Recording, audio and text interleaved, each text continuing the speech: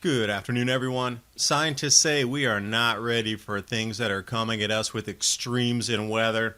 San Diego tying an 1894 cold record, other areas in California breaking it. Russia, massive cloud cover, they're pinning it on increased galactic cosmic rays. Cascading global impact, 80% of the world's goods are carried by sea now. Almost every port in China is closed. And they're already looking at a 23% decline in 3 weeks in container traffic. Baltic Dry, first time ever going into negative. That didn't even happen in the financial crisis 10 years ago. So you should expect shipping disruptions are going to hit the U.S. no later than March. As we head towards an election and the U.S.-China trade war is taking a back seat to the Chinese virus outbreak, Brexit and concerns over cyber threats globally, only one investment stands out: gold. Patriot Gold Group has no fee for life IRAs where your IRA or 401k can be in physical gold or silver. At Patriot, you work directly with an owner and avoid paying absurd broker fees. Call today or request a free investment kit. PatriotGoldGroup.com. The link's in the description box below.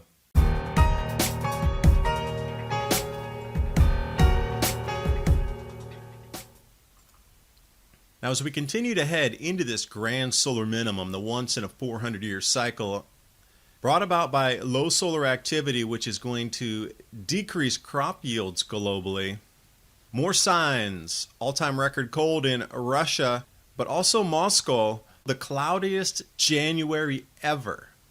Take a look there, only 11 hours of sunshine for the entire month of January.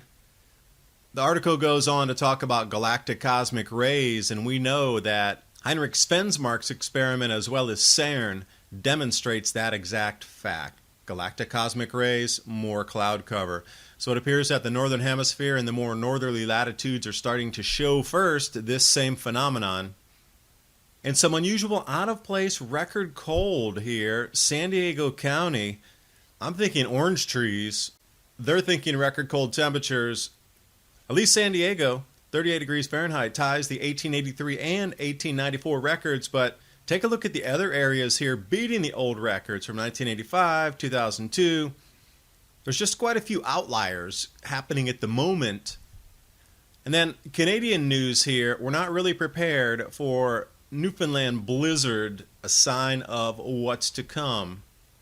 The article basically starts with the CO2 narrative, but reading in between the lines, there's some good information inside here. The Memorial University Labrador Institute is now calling on Canadian government to start preparing for frequently intense weather, meaning grand solar minimum driven increases in snowfall that are paralyzing entire cities. And they even state that this type of extreme is going to become more frequent.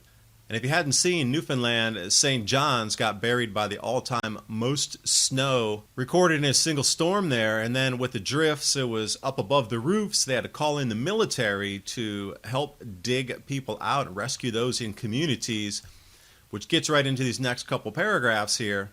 The Canadian Institute for Climate Choices, read between the lines here. They're saying local capabilities to deal with major rainfall and snowstorms should be built up, so they don't have to call in the troops after every major weather event. So this is what's happening. Now the military needs to be called in to unbury cities here.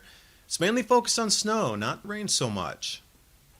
Because Canadian forces were in that town for a full week helping unbury people that could not unbury themselves because the snow was anywhere from 5 to 8 feet deep up to the roofs in the homes. So again, military called in, helped to dig out the city. Incredible snowstorm. I did a video on this already. You can check out the images through social media as well. And because of these changes in our climate based on effects from the sun on a 400-year cycle, we're expecting crop losses. And with this, disruptions in food security as well as the economy.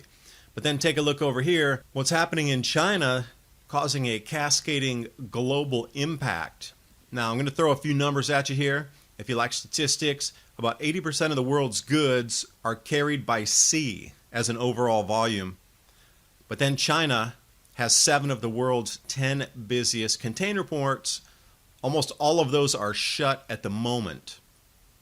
And then the closure within these special economic zones across China's west at the high tech, out in Chengdu and Sichuan province, all the way over to the east with the Pearl River Delta, Suzhou, these whole areas there, Ningbo, all closed off at the moment. Major impacts to container shipping. Because these containerized goods for transport, one boat just doesn't hold one company's items or goods, because there's very few 100% dedicated vessels out there. Carrefour would be one of them. These companies that are shipping their own food supplies to their own distribution networks inside countries, yes, but everything else is riding on top of a shared ship to come over somewhere else. If this volume drops off, those ships stop. Now, taking a look so far, shipping's down 20% out of Chinese ports, and the box volume, or the container, has seen a fall of 23% over the last 3 weeks. Now, this is not going to be stopping anytime soon, because there are a couple other things that are happening. Workers and crane operators, customs officials, truck drivers are staying home in China.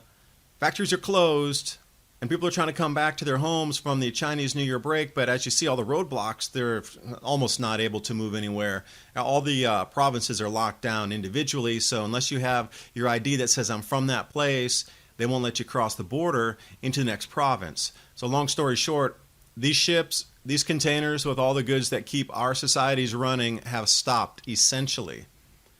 And also another thing about this Baltic Dry Index. This is the indicator of how much shipping traffic is moving around globally. It's the first time ever it's gone negative. And you have to remember, back in the financial crisis, 2008-9, this took a gigantic hit as well, but never negative. It is the first time ever negative. So this should be a huge, gigantic wake-up call that shipping across the planet is going to halt. And I've been seeing and heard some of the same things about Japan and South Korea being affected by this. And then here we have another source to corroborate it. I'm informed by my industry network in Asia about 2/3 of the Chinese industrial supply chains to inter-Asia, let's say, beyond Japan, Korea, how about Taiwan, Singapore, etc., is already almost completely shut down. Now, these base goods coming in, like, for example, the face masks, this is a Taiwanese example. They finish the face masks in Taiwan, but they rely on the base fabrics and filters to come from China off their lines over there of mass production. Then they're cut, fit, the folding, and then the expandable strings around your ears. That's all done in Taiwan, but they are also rationing masks right now, 2 masks per week, and you have to show your ID to get it because they just can't get the base product any longer. And then looking through the supply chain disruptions, you have to think a lot of our medicines come from there. A lot of repair parts for maintenance repair operations, which means a lot of plants are going to start shutting down across the U.S. But also airlines, car makers, phone makers, anything electronics. And then they have a full list already, and this list just keeps expanding day after day after day after day. So far it's like Delta Airlines, American Airlines, United Airlines, General Motors, Ford, Tesla, Google, Starbucks, McDonald's, Boeing, Nike, Wynn Resorts, travel, anything travel, hospitality travel, gone. Hilton, Hyatt, Marriott, and the list continues on there. But tech stocks are incredibly vulnerable to these disruptions. The number one thing for exposure on our American markets to China is the tech companies.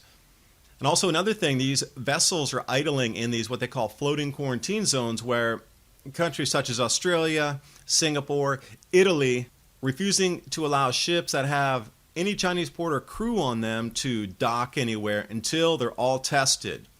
Now here's another thing. With all the shipping disruptions between Hong Kong, China, US, Canada, India, West Africa, and everything in between, medics are refusing to board these ships that are China flagged because they're afraid of getting sick themselves. So now we have this feedback loop of even if the ships get to their ports, they're going to be incredibly delayed because, as you see here, medics and customs don't want to go aboard. So how long are those ships going to sit idle off there with all the goods that we need?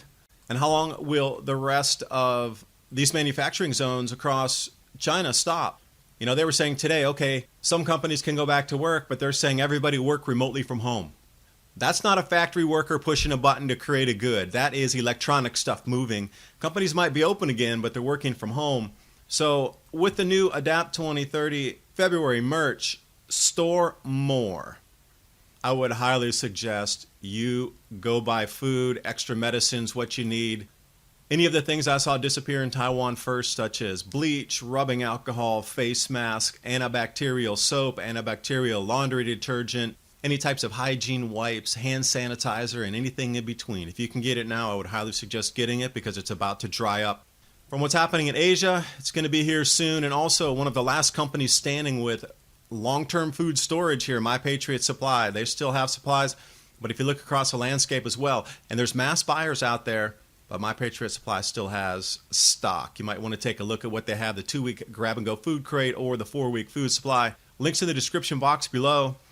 I appreciate you watching the video. I'm going to bring you more updates now that I'm back in the States and a little more settled. Thanks for watching, and I will see you next video.